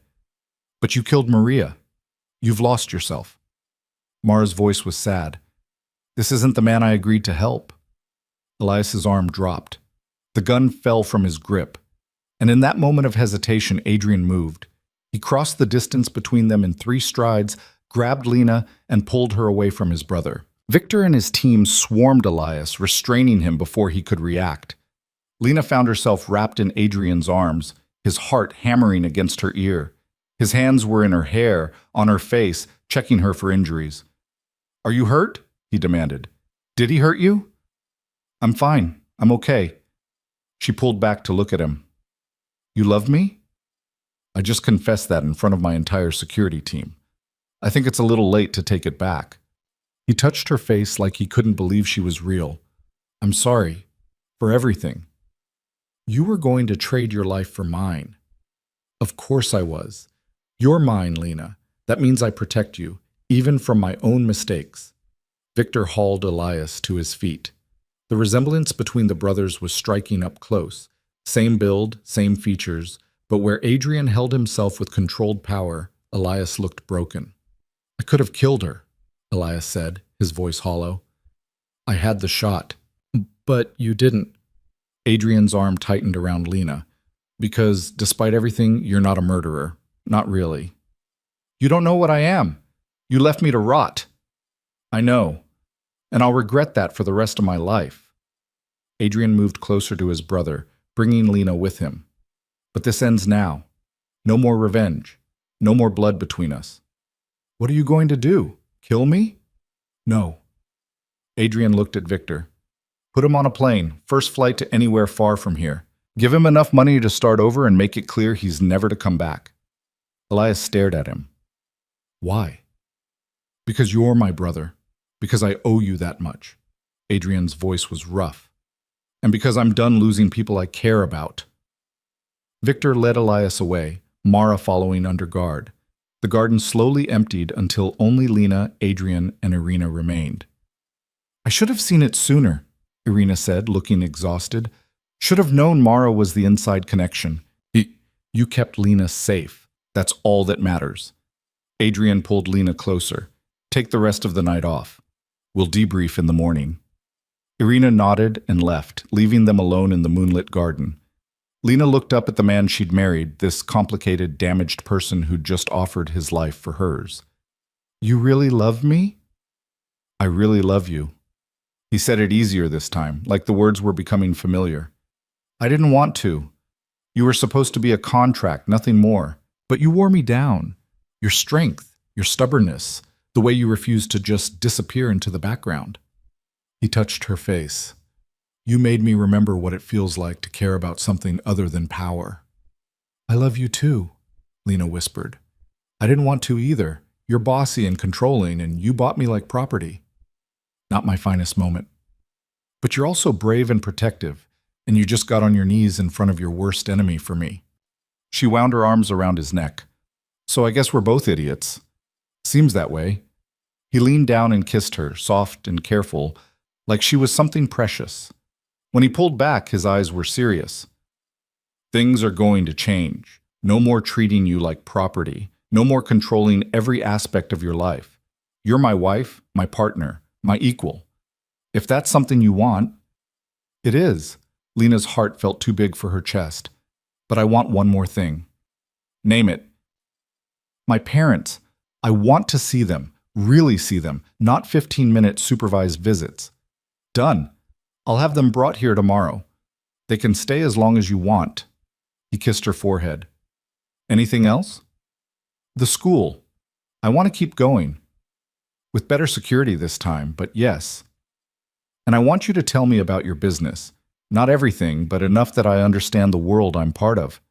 She met his eyes. No more secrets between us.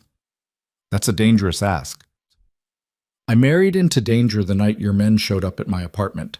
I'd rather face it knowing the truth than living in ignorance. Adrian was quiet for a long moment. Then he nodded. All right. I'll tell you everything, but not tonight. Tonight, I just want to hold you and remember that you're safe. He swept her up in his arms, carrying her back toward the house. Lena rested her head against his shoulder and watched the stars above them. What happens now? She asked. Now we figure out how to be married for real, how to trust each other, how to build something that isn't based on contracts and debts. He looked down at her. Think we can do it? I think we can try. The next weeks passed in a blur of change. Elias was sent to Europe with enough money to start fresh and strict instructions never to return. Mara was released with similar conditions. No charges filed, but her career in Moretti's world was over. The security team was overhauled, new faces brought in, protocols strengthened. Lena's parents moved into a guest house on the estate, close enough to visit daily, but far enough to give everyone privacy. Her father broke down crying the first time he saw her, apologizing until Lena made him stop. They'd never be perfect, but they were trying. Catherine continued her lessons, but now they felt less like survival training and more like education. Lena was learning to navigate Moretti's world not as a victim, but as an active participant. She attended dinners and galas, met with the wives of Adrian's associates, and slowly began carving out her own space in his empire. The school visits continued, with Irina always nearby but less obvious about it. The kids loved the stories Lena told them, especially the ones about brave girls who saved themselves. And Adrian was trying. The cold, controlled man she'd married was still there, probably always would be. But now there were moments of warmth. Genuine smiles. Conversations that lasted hours.